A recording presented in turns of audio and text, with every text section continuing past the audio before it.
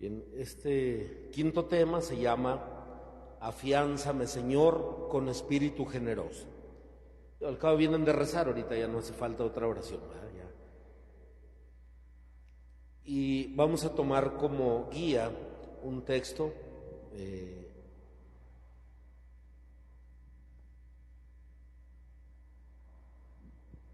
dice: Jesús volvió a Galilea por la fuerza del Espíritu. Él iba enseñando en sus sinagogas y era alabado por todos. Vino a Nazaret, donde se había criado, y según su costumbre, entró en la sinagoga el día del sábado y se levantó para hacer la lectura.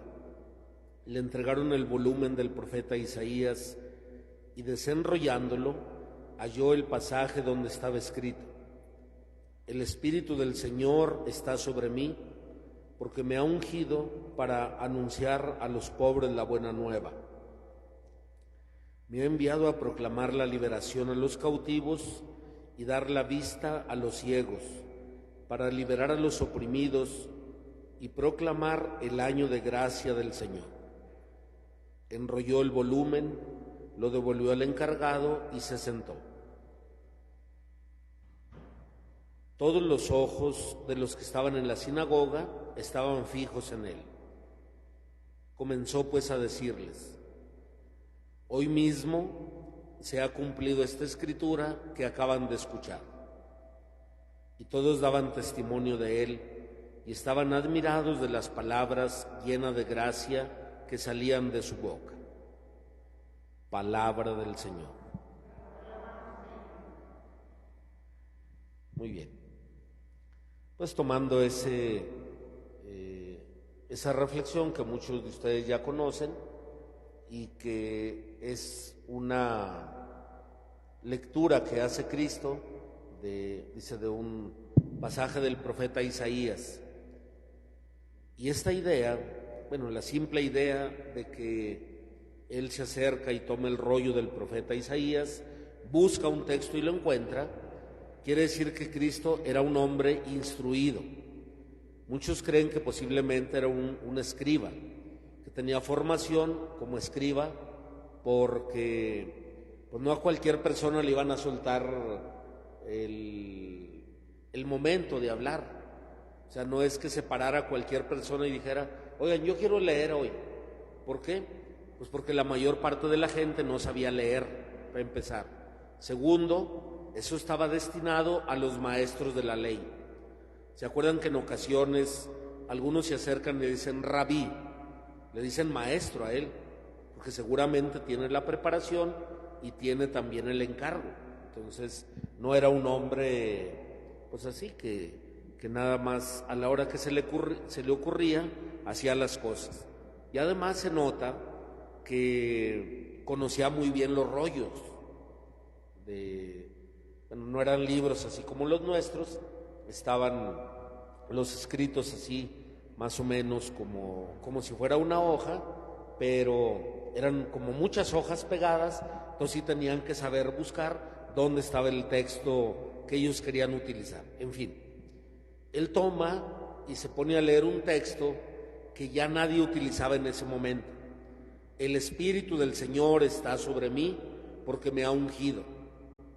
Y ese ya no lo leían porque los judíos del tiempo de Cristo suponían que el profetismo ya se había terminado con la muerte del profeta, ya de los profetas antiguos. Yo no sé cuál sería el último, por allá Habacuc. Cuando murió el último de los profetas menores, ya no volvió a surgir ningún otro profeta en Israel. Y ellos ya no querían leer ese texto precisamente porque suponían eso: el espíritu profético ha desaparecido ya del pueblo. Pero no, Cristo lo retoma y habla en ese sentido. Yo vengo de parte de Dios para pues mostrarles a ustedes algo que ya estaba escrito en Isaías. A partir de este momento ustedes comprenderán que he sido enviado para anunciar a los pobres la buena nueva, proclamar la liberación a los cautivos, dar la vista a los ciegos, liberar a los oprimidos y sobre todo proclamar un año de gracia de parte de Dios. ¿Cómo hace Cristo eso?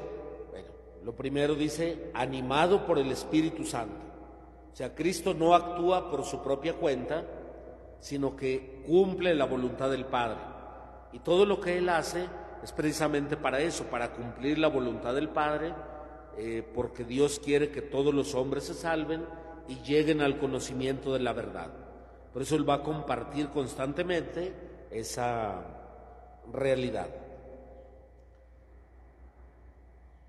Y lo más interesante en ese momento, dice, terminada la lectura, enrolla el libro, se lo devuelve al encargado y dice, los ojos de todos los presentes quedaron fijos en él. ¿Por qué? Por la importancia del texto. Pero más cuando dice Cristo, hoy mismo se ha cumplido este pasaje.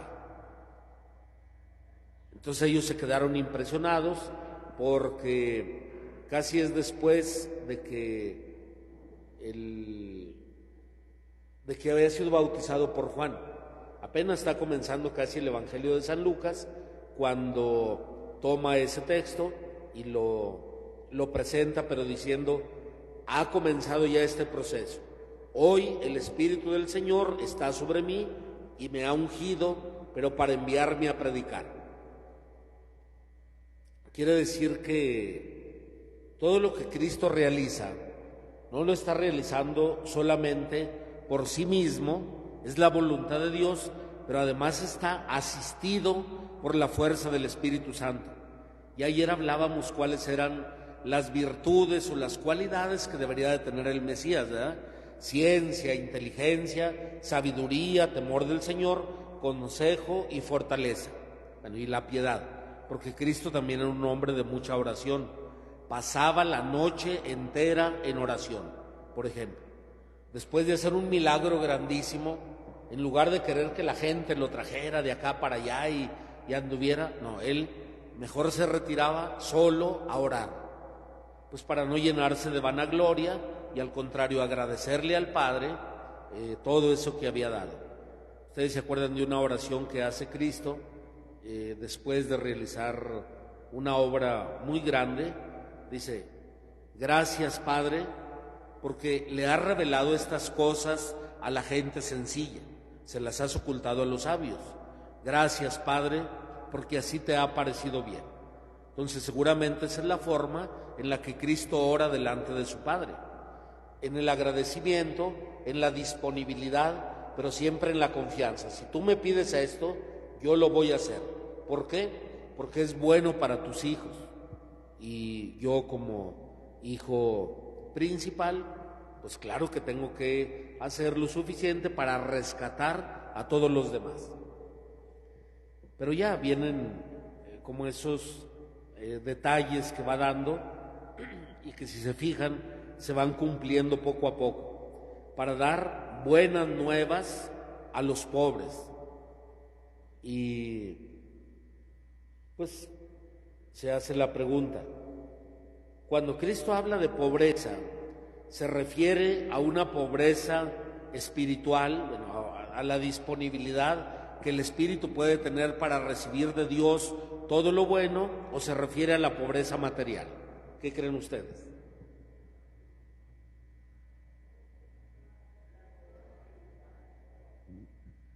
¿Le habla a los que están dispuestos a recibir el mensaje o a los pobres económicamente?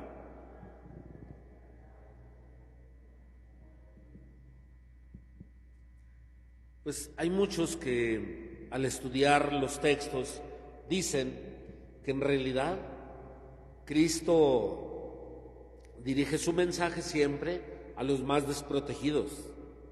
Si se fijan, Él se junta con gente pobre. O sea, no anda la mayor parte del tiempo con los ricos. Sí asisten a algunas fiestas o si lo invitan sí va, pero la mayor parte de su ministerio siempre está con los más desprotegidos.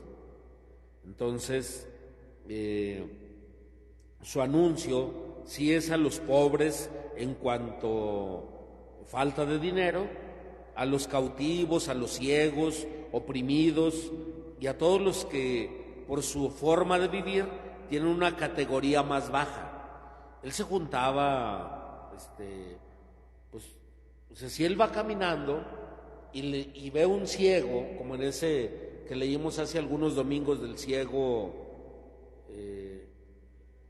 el ciego de nacimiento, Cristo es el que se acerca. Dice, cuando iba pasando lo vio y se regresó y se acercó a él. Cuando aquel tullido que estaba en la piscina de Siloé, también Cristo se acerca, o sea, y hasta como que le cae gordo al otro, ¿no? Le dice, Cristo le dice, ¿quieres curarte? Dijo, no, yo nomás vengo a ver aquí de chismoso a ver quién se mete. Pues claro que quiero curarme. Dice, pero no tengo a nadie que me meta cuando se mueve el agua. Entonces, pero si se fijan, es Cristo el que anda acercándose a la gente que sufre, a la gente más desprovista. No desprecia a los otros, ciertamente, pero sí tiene como mayor cercanía con las personas que están más desprotegidas. Y se le acusa, dice, ese es amigo de publicanos y de prostitutas, porque seguramente pues daba la oportunidad de la reivindicación o de la regeneración de su propia persona y por lo tanto de la misión que Dios les había confiado, abriéndoles las puertas de la salvación. Por eso devuelve la vista a los ciegos, da el oído a los sordos, le da fuerza a los tullidos y rehabilita pues a todos los que ya no creían en Dios, vuelve a dar esperanza de la salvación. Porque acuérdense que para los judíos todo el pecado tiene como consecuencia la enfermedad y luego la muerte. Pero la pobreza también es una consecuencia del pecado, según el pensamiento judío. Entonces, tú estás pobre o enfermo, es por tu manera de vivir. Pero como Cristo viene a llevar el anuncio, bueno, ¿se acuerdan cuando está una vez allí en la entrada del templo? Que está viendo los cepos donde ponen la limosna, también hace ese comentario. Si yo les aseguro que esa viuda pobre ha dado más que todos los otros, porque ella dio lo único que tenía para vivir. Entonces sí quiere de algún modo rehabilitar a los que están como más desprovistos, más desprotegidos, y los cuida. Pero lo último que dice en este texto, dice, predicar el año de gracia del Señor. Seguramente está hablando de un año jubilar. Para los judíos, que le dan tanta importancia a los números y que hasta se nota cuando San Pedro le pregunta una vez a Cristo, Señor, ¿cuántas veces tengo que perdonar a mi hermano? ¿Hasta 7 veces? Dice, ¿cuáles 7 veces? Hasta 70 veces 7. Eso quiere decir siempre, porque, pues claro, la multiplicación no es una cuestión matemática aquí, sino que habla de una realidad teológica.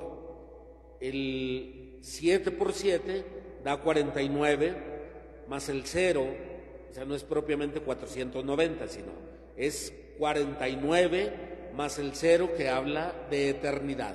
Es como un espacio que se abre para que todas las personas, cuando se dan cuenta que se han equivocado y buscan el perdón, puedan recibirlo de parte de Dios. Entonces, eso quiere decir siempre. Pero sí ponía una figura muy importante, porque es lo que ellos llaman una semana de semanas. Cuando se cumplen 7 por 7, es que no supe cómo explicarlo, pero así le llaman ellos, 7 semanas de semanas, que en realidad estamos hablando de 49 años, por la forma en que ellos interpretan, pues. Cuando hay un año, después del 49, viene ya el año jubilar. Todos los años 50 son años jubilares para los judíos. Entonces, ellos se movían en ciclos de 50, para que al menos les tocara una vez en la vida a cada persona celebrar un año jubilar. Si Dios les da licencia a alguno de ustedes, o bueno, ojalá y también a mí, si Dios nos da licencia de vivir 10 años más, vamos a celebrar, o los que estén, van a celebrar una fiesta grandísima, el jubileo de los 2000 años de la redención, porque hace 23 años celebramos el jubileo de los 2000 años de la encarnación, pero imagínense el 2033, se cumplen 2000 años de la muerte de Cristo, 2000 años de la resurrección, 2000 años de la venida del Espíritu Santo, 2000 años del inicio de la predicación apostólica, son 2000 años. Y yo les puedo asegurar que eso se celebrará con una fiesta grandísima. Si ya el jubileo de la encarnación fue celebrado muy grandemente, yo me imagino que el de la redención debe llevar muchísima más fuerza. Pues si a alguno le toca, si a alguno no nos toca, pues ni modo, pero si a alguno le toca, disfrútenlo lo más que se pueda. ¿Por qué? Pues porque es algo que no se vive todos los días. Yo les puedo asegurar que cuando se cumplieron 1000 años, nadie se dio cuenta. ¿Por qué? Porque no llevaban las cuentas ordenadas. Esta cuenta que tenemos ahorita de 2000 años, surgió mucho tiempo después, pero en el año 1000 todavía se seguían llevando, que vamos en el año 200 de la fundación de sabe qué, que vamos en el año 50 del imperio fulano, o sea, no estaban del todo ordenados. Para este tiempo, ahora sí, hay mucha claridad que se van a cumplir 2000 años de la resurrección del Señor. Les aseguro que es una fiesta que no va a tener comparación, seguramente hasta los que les toque celebrar 3000 años. Bueno, a lo mejor los del 2500, ¿verdad? Puede ser, pero al menos ya nos tocó celebrar la fiesta de los 2000 de la encarnación y eso fue algo muy grande. Por eso dice, Dios me envió a predicar el año de gracia. También se le conoce como un año sabático, un año en que todos los que trabajan la tierra tienen que dejarla descansar. En el año 50 no se siembra la tierra.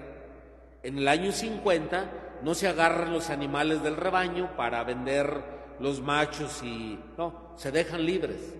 ¿Por qué? Porque es un año para la tierra, que de alguna manera se recupere, que produzca lo que tiene que producir y la gente pues ya tiene que vivir de manera, lo que fue juntando. Ellos ya sabían cuándo es un año jubilar, entonces tenían que guardar algo para que todo ese año lo pudieran disfrutar sin trabajo.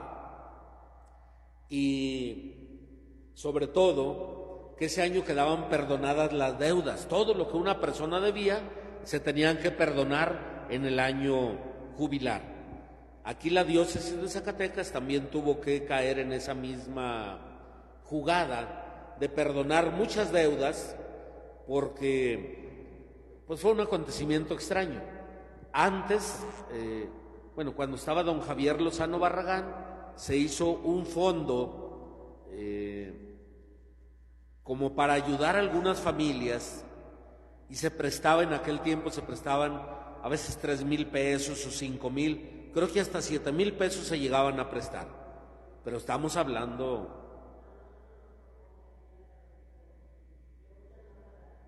Ese fue el problema, ¿verdad? Que se hizo con muy buena voluntad, porque se le prestó a muchísimas personas. Fueron varios millones de pesos los que se prestaron a una familia, a otra, y se prestaban con la intención de que iniciaran un negocito. Si una persona, una señora sabía coser, pues que comprara una máquina de coser y que comprara al menos pues lo más necesario para empezar con ese negocio. Vamos a decir, que comprara una buena cantidad de hilos, que comprara más o menos lo que ocupaba y entonces sí se pusiera a coser. A lo mejor las telas no, porque pues cada quien le iba a llevar lo que ocupaba. Que si alguien sabía hacer gorditas y quería empezar un negocio, pues que comprara un buen comal, que comprara su quemador y comprara su tanque de gas y lo que ocupara para que empezara a trabajar. A lo mejor la primera bola de masa también la alcanzaba a comprar. No era mucho dinero, pero yo me acuerdo que con eso que se prestaba, algunas personas alcanzaron a comprar un piecito de crías, por ejemplo, de borregas. Alcanzaban a lo mejor a comprar unas 2 vacas o 3 vacas, y ya con eso empezaban, pues. Bueno, fue una idea muy bonita. El problema, y es una de las cosas que yo siempre veía, y a veces así cuando se platicaba, es que nomás están prestando ese dinero a lo tonto, porque no pusieron un encargado que vigile que se emplee ese dinero para lo que lo pidió la gente. Entonces había gente que pedía y organizaban la quinceañera de la hija con ese dinero, o hacían el baño de la casa, que era algo muy bueno, pero ese dinero no era para construcción, ese era para ponerlo a trabajar. Entonces, ¿cuál fue la consecuencia? Si la gente que pedía el dinero, porque tenía que ir recomendada por el párroco o por los encargados de vida cristiana, que realmente era una persona necesitada, entonces si esa persona no tenía dinero y pedía, pero no iba a trabajar ese dinero, se lo gastaba en alguna otra cosa, ¿creen que iba a salir de su situación? No, nada más iba a quedar con una deuda más grave, y aunque era muy poquito el interés que se cobraba, sí se pedía algo de interés como para que el dinero no se devaluara, era nada más lo que había de devaluación, pues estamos hablando como un 3-4% anual, ¿verdad? Era una cosa mínima, o sea, realmente no era como los que prestan, a veces prestan al 3 o al 5 mensual, o a veces hasta más caro, entonces son intereses muy altos. El banco, por ejemplo, cuando ustedes sacan una tarjeta de crédito, ahí dice el CAT es de 40 y tantos, o hasta en algunos hasta 70% anual. Entonces son intereses terribles, pero aún así hay mucha gente que se anima. Pero ese es para la gente que no paga. Los intereses moratorios son los que se comen a la gente. Pues si alguien tantea que cuando pide dinero va a poder trabajar y tiene para pagar intereses y para pagar el capital, eso está bien. Digo, pedir dinero sí sirve, pero con la conciencia de que lo prestado es pagado y que además voy a pagar intereses. Quiere decir que el negocio que yo voy a realizar me va a dejar ganancias suficientes para pagar también el interés, y además me va a dar algo de ganancia. Bueno, ¿qué pasó? No me acuerdo cuántas familias fueron, pero creo que se hablaba cerca de 5,000 familias en toda la diócesis. Entonces estábamos hablando como de unos 400 millones de pesos que quedaron volando. ¿Saben qué sucedió con la gente que pidió, que no pudo pagar?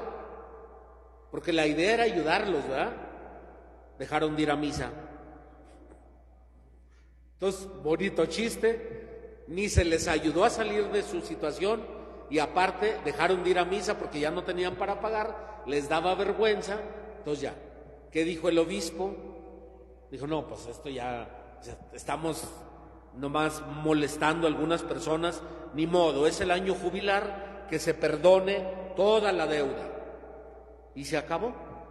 Había gente que sí pagaba y volvían a solicitar otro préstamo y se les volvía a dar. ¿Por qué? Porque ellos querían seguir avanzando, y eso a muchas personas sí les sirvió. Pero los que no pagaron hicieron que todo ese servicio se acabara. Pero bueno, bendito sea Dios que llegó el año jubilar, se perdonó toda la deuda y ya, ni modo, pero se acabó el capital que había para seguirle prestando a otras personas, y por ¿cómo se le puede decir? Por la irresponsabilidad de algunos, pues se acabó ese dinero y se murió la ayuda que se estaba dando para muchas personas. Porque no creo que los que no pagaron se les haya ayudado, o sea, realmente no, porque no trabajaron. Pero lo peor, que se alejaron de la iglesia, y ahí a ellos no les sirvió toda esa pastoral que se quería hacer de Cáritas, pues eso no sirvió. Bueno, acá lo importante es que Cristo anuncia un año jubilar, porque a partir de su presencia todo será de nuevo creado, va a ser renovado. ¿Por qué? Porque Él es el que tiene el Espíritu de Dios, y cuando el Espíritu viene, todo se renueva, y es una situación muy bonita que el pueblo entendía, y por eso se emocionan, porque ellos están como al pendiente de lo que va a realizar, y lo hace en su propia tierra. Todavía no se echa el pleito que no creían en Él, y apenas estaba empezando. Seguramente el pueblo quedó impresionado, porque yo me imagino que Cristo se tuvo que ir a estudiar a Jerusalén, duró varios años estudiando, y cuando regresó, es cuando lee ese texto, pues todos estaban impresionados. Ahí viene un rabino nuevo, pero ya con mayor fuerza. Y sí, lo veían y se emocionaron. Ya en la siguiente vez que fue, nomás fue a pelearlos, ¿verdad? Y hasta lo querían matar los de Nazaret, diciendo, no, aquí no quiere hacer ningún milagro. Dice, solamente curó a algunos enfermos y ya se retiró de ahí. Pero les echó en cara, les dijo, un profeta nunca es bien visto en su propia tierra. Por eso se enojaron y todos. Pero al principio sí estaban emocionados, porque dice que ellos mismos decían, qué bien lo hace todo. O sea, es verdad, lo que Él está diciendo en este momento sí se va a cumplir. Pues no tenían fe. ¿Por qué no tenían fe? Porque no lo conocían. Ellos creían que era hijo de José. Ellos no entendían, o sea, no sabían cómo estaba el business ahí. Entonces ellos se quedaron con la... ni que no supiéramos quién es su papá. Pero fíjense, esto que sucede en Cristo, que es movido por el Espíritu, que se acerca a cumplir aquella función, también se aplica a los que creen en Cristo. Porque Cristo, bueno, la palabra Cristo significa untado, embarrado. Sabemos que la traducción pues más elegante se dice ungido, pero nosotros no usamos tanto esa palabra, ¿verdad que no?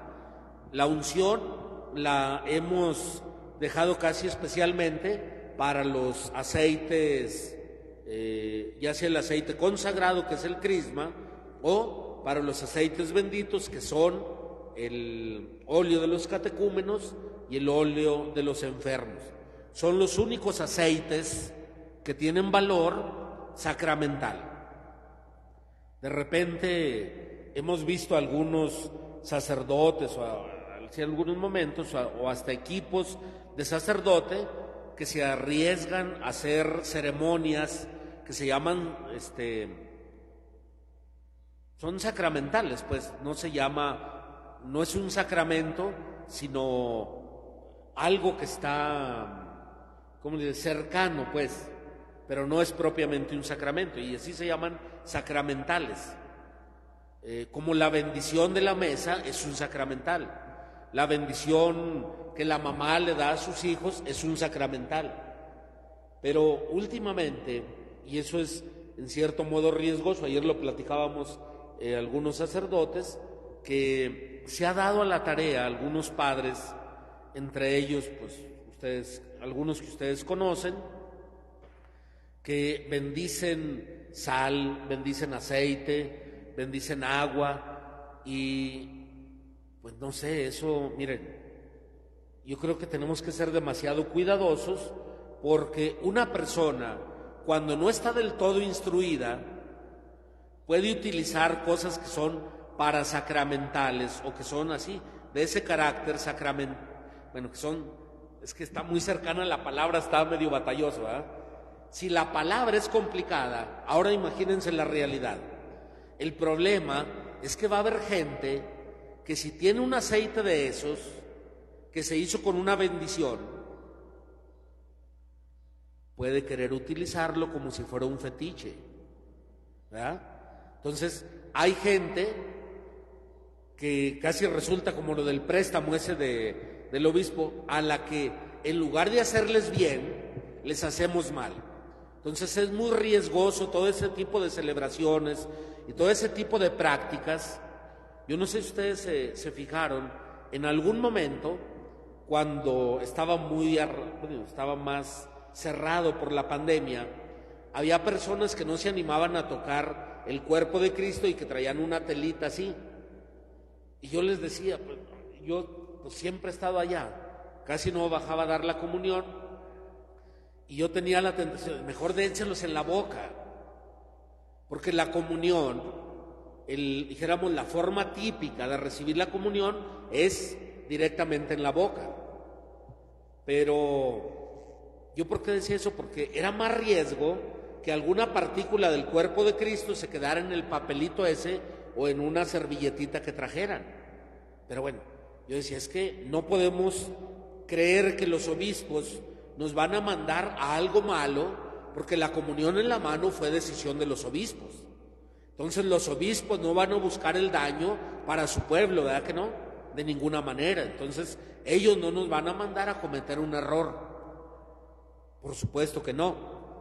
Pero en ese caso, bueno, poniendo así si alguna persona tiene recelo, está en su derecho, no hay ningún problema. Pero decía, en lugar de que lo reciban en un papelito, en una servilletita, mejor dénselos directamente en la boca. Al cabo, las demás personas lo van a recibir en la mano, no pasa absolutamente nada. Pero bueno, eso, bendito sea Dios que ya se está levantando, ya hay muchas parroquias que dan la comunión en la boca. Yo creo que sería lo mejor ya en este momento regresar ahí, pero esas decisiones no me corresponden. Pero fíjense cómo todo lo que le sucede a Cristo de la mejor manera, o sea, toda la unción que Él tiene, también nos sucede a nosotros, porque también hemos sido ungidos por el Espíritu a través del bautismo, y además hemos recibido toda la fuerza del Espíritu en la confirmación.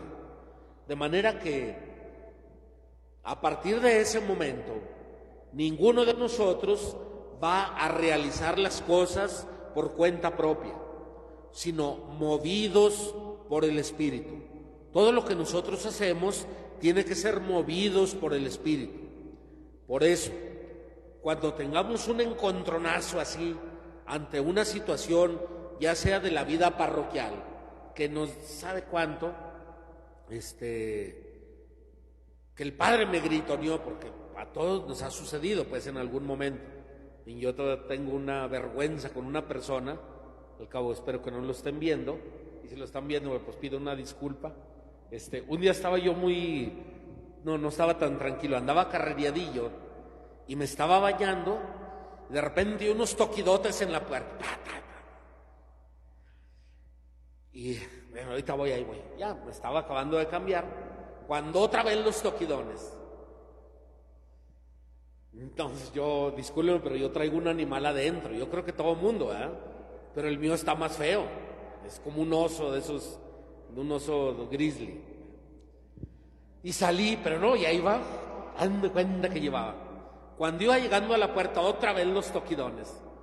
Abrí la puerta, le di un tironzote a la puerta, y por la violencia con la que la jalé, se dobló y se atoró y se regresó.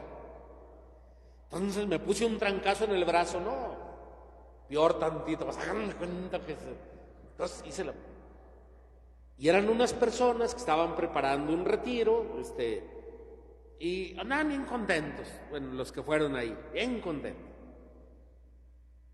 Y me decían, oiga, es que venimos porque faltó, no sé qué había faltado. Y a mí me dijo, es que ya estaba enojado.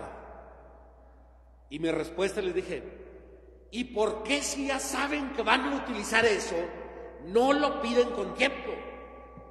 Esa fue o sea, no dije nada malo, pero lo dije de una forma, el grito fue terrible, ¿no? Digo, yo no me di cuenta en ese momento porque yo andaba pues bien calientito, pero ya después me dijeron, no, así se pasó usted. La verdad es que sí se pasó de lanza, porque la persona que iba como encargada, pues recibió todo el golpazo de mi animal interior, pues entonces se fue llore, llore, llore, llore, llore, llore, llore. Yo digo, pues realmente para mí fue una reacción tonta.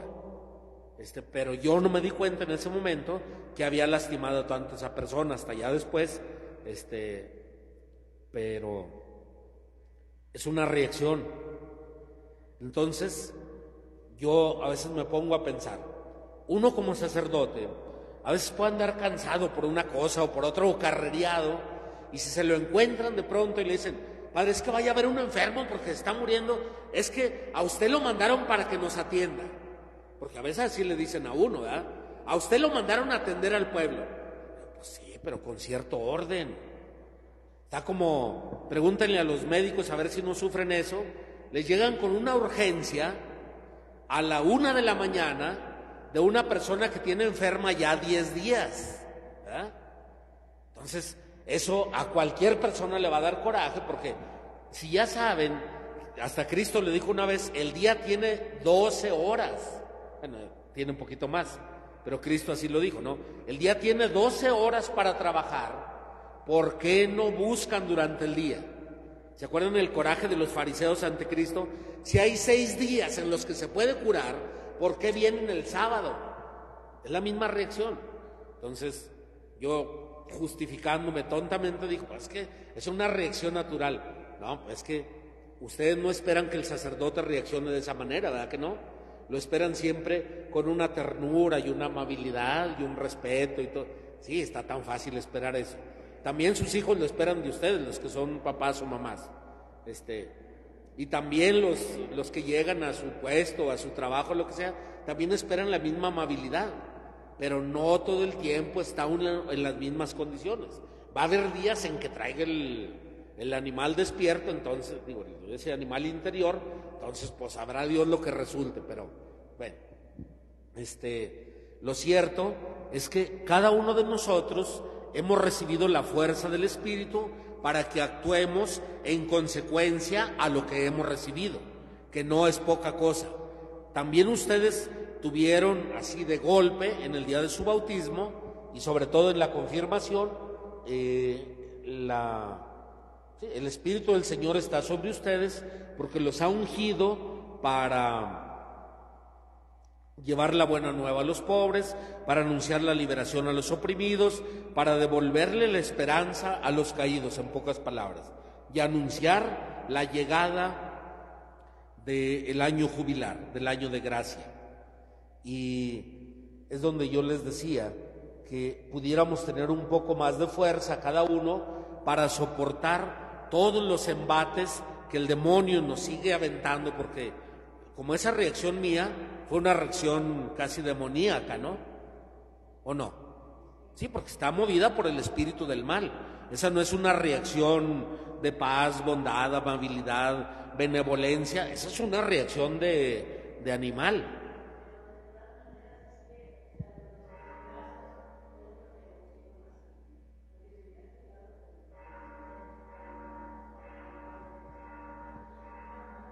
Pues sí, es que en los futuribles, ese de si hubiera, pues sí, pero el asunto es que se dio de esa manera y yo me sentía carrereado y no sé qué iba a hacer, iba seguramente alguna cosa importante, o no se crean, a mí todos los golpes así se me hacen muy fuertes. Yo ordinariamente cuando voy a una casa, toco así. Y si no me abren, me voy. Yo no toco 2 veces. Yo nada más toco una vez, ¿por qué? Porque pues yo no sé si no están o están ocupados o no pueden salir, entonces yo nada más toco una vez y si no, mejor me voy. Lo mismo en el teléfono, cuando marco, dejo que marque 1, 2, 3 veces y cuelgo y no vuelvo a marcar, a no ser que sea una cuestión muy urgente, pero de ordinario no. ¿Por qué? Pues porque yo no sé lo que están haciendo las demás personas y como a mí no me gusta que me estén presionando, a mí tampoco me gusta presionar a los demás.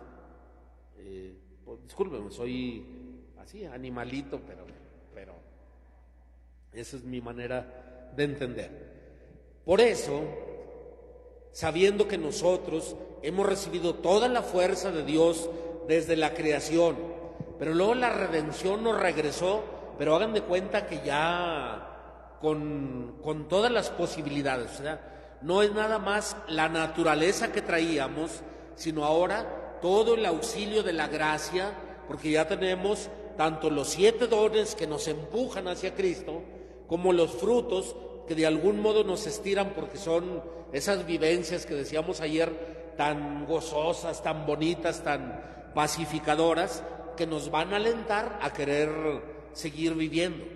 Entonces, una vez que ya tenemos todos esos recursos, la naturaleza principalmente, pero todo el auxilio de la gracia divina que nos redimió y ahora nos está santificando por la fuerza del Espíritu Santo, ¿cómo no vamos a evangelizar a otras personas? ¿Se acuerdan de lo que decía San Pablo? Cuando resuena la palabra de Dios en mí, cuando es tan fuerte desde el interior, solamente me queda decir, sería un tonto si no evangelizara. ¿Por qué? Porque la fuerza del Evangelio es demasiado grande y no me la puedo quedar para mí solo. Es un deseo interior de llevarle a los demás la verdad, ¿o no? Sí, es un deseo, pero es una fuerza, o sea, no es solamente como una buena intención, no, es un impulso, es algo que vamos a hacer porque lo vamos a hacer, y de una o de otra manera. Aunque ya no podamos servir en alguna tarea que estábamos haciendo antes, ahora lo podemos hacer en algún otro lugar. Y si no lo hacemos en ese nuevo, vamos a inventar otra cosa. ¿Por qué? Porque ese es el interior que tiende a manifestarse. Y yo creo que ese regalo sigue estando presente en muchas personas de la comunidad cristiana. Y aunque parezca que uno, cuando vive los ejercicios cada año, decimos, no, pues van a hacerlo, no es lo mismo. Aunque repitiéramos la misma fórmula, el mismo esquema, no es lo mismo, porque cada persona va siendo diferente cada día. Cada uno vamos teniendo nuevas vivencias, nuevas situaciones que nos ponen delante de Dios de otra manera. A lo mejor tuvimos un desajuste con Él o nos alejamos un poquito, lo que sea, y nos vuelve a calar de una forma distinta. Cada ejercicio de piedad o ejercicio espiritual o como se le llame, tiende a facilitarnos esa renovación del espíritu, de manera que nuestra tarea evangelizadora no se detenga en ningún momento. Y fíjense cómo, como en estas parroquias que son muy nuevas, pues casi la gente que comenzó todavía está. Muchos de los que comenzaron cuando la parroquia se instituyó todavía están ayudando. Muchos de los que empezaron a trabajar, pues no sé, cuando estaban las láminas, las de aquí del templo, no aquella, porque se acuerdan cuando se ordenó el padre Josué García. Yo un día vine a esa misa, como unos días antes, estaba el padre Ernesto Flores y decía, ya estaba dando las indicaciones, dice, pues la ordenación va a ser en catedral, pero aquí va a ser su cantamisa, va a ser, dijo, y el cantamisa pues lo vamos a hacer en la misa iba a ser aquí, se me hace, ya estaban las bardas, yo creo, dijo, pero la comida se va a hacer en las láminas, así. Un montón bien contento, qué chido. Pero él hablaba del templito, del templo antiguo que estaba ahí. Y yo no me acuerdo si se hizo ahí o no. Sí se hizo ahí. Pero era muy chiquito para tanta gente, ¿no? ¿O no vino tanta gente? Sí, debió haber venido mucha gente, pues era un cantamisa de un padre, y yo pienso que iba a venir mucha gente. Pero yo sí me acuerdo que eso dijo el señor cura Ernesto en ese tiempo. Bueno, entonces, pues ya se acabaron los ejercicios. Como ven, yo así soy de corriente para acabar. Pero yo quería preguntarles a ustedes si esta reflexión que hemos vivido creen que pudiera ayudarle a alguna otra persona. Miren, yo al principio había pensado que estos ejercicios los hubiéramos dado en la primera semana de la Cuaresma para compartirlos después, que cada uno tuviera el material y pudiera prepararse para otras, reproducirlo en algún otro lugar. Pero bueno, ahorita por la situación como estaba, se vio que no había más otros trabajos, pues. Pero, ¿cómo les diré? Yo creo que sí se puede, de alguna manera, pensar que nuestra tarea cristiana no se detiene nada más con el ejercicio individual. Tiene que dejar algún fruto para los demás.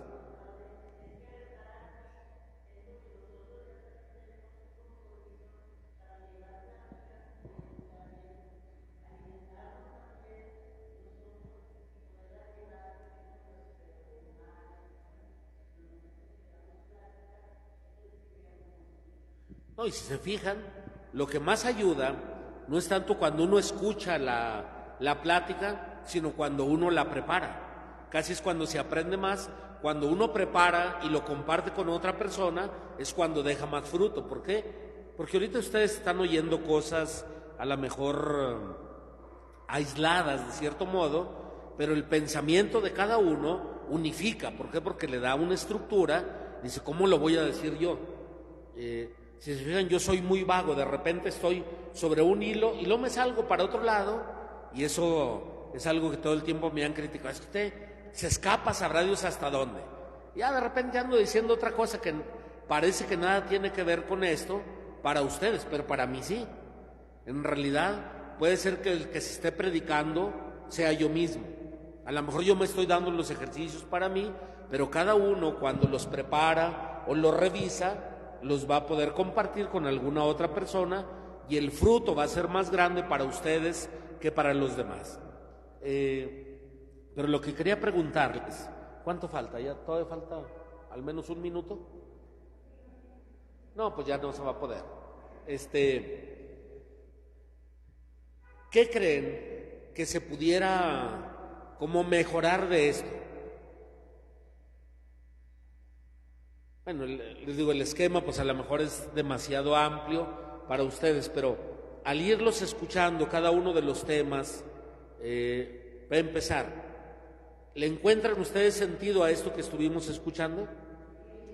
¿Qué es lo que de alguna manera les ayudó o qué es lo que pudieran como resumir? A ver si es cierto.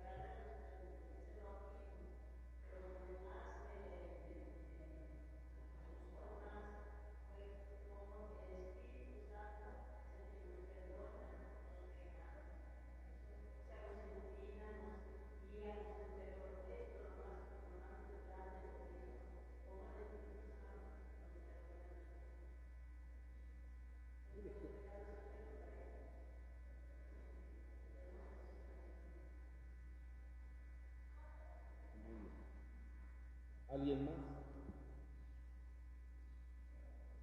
Son ideas que de alguna manera, son ideas que de algún modo me ayudan a mí a pulir este trabajo.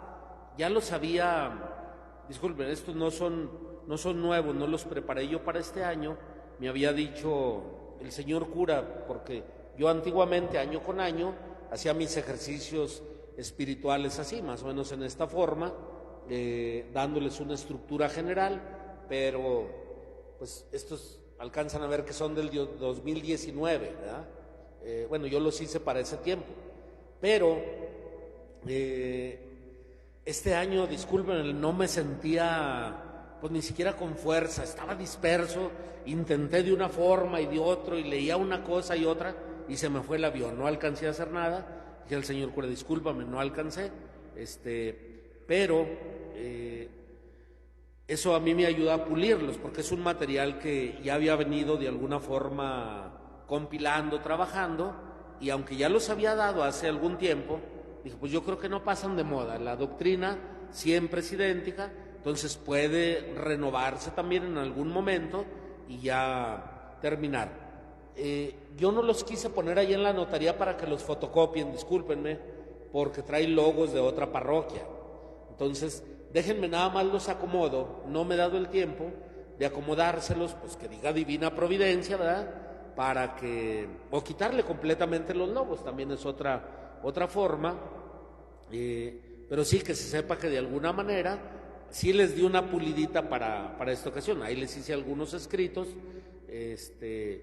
pues para estar un poquito más cerca de esta realidad que estamos viviendo, pero ya que cuando cada uno los tenga, los puedan disfrutar un poquito más. Yo espero que el lunes santo, ya estén ahí en la notaría. No les digo que mañana porque de repente se me complica mucho. Yo no dispongo de tiempo libre. Los tiempos libres que tengo son para venir a celebrar la Santa Misa o para alguna otra tarea apostólica. Entonces, a veces hay días que estoy casi ahí pegado. Muchas veces algunos de mis hermanos me hacen fuerte, pues cada uno tiene sus compromisos. Entonces, cuando hay un poquito más de oportunidad es cuando yo me despejo, pero digo que a veces que tengo un poquito más de chance, me salgo a regar las hierbas porque también están, y luego mi mamá que tenía como 300 hierbas, es una batalladera, pero bueno, son de esas cosas que son a veces más urgentes, y yo digo que por la urgencia no hace uno lo importante. Deberíamos de cuidar de no llegar a urgencias y tener todo el tiempo lo importante, pero si Dios nos da licencia, el lunes ya estarán ahí en la notaría, ya libres para que ustedes los puedan fotocopiar si a alguno le interesa y puedan reflexionarlos a lo largo de los 3 primeros días de la Semana Santa, si les ayuda, o dedíquense ya a alguna otra devoción que los vaya preparando para los días santos, ¿de acuerdo? Porque son días muy, muy importantes que no debemos pasar desapercibidos, sino dedicarle toda nuestra fuerza y todo nuestro amor a la misma celebración de los días santos sobre todo. Vamos pues a prepararnos para la Santa Misa.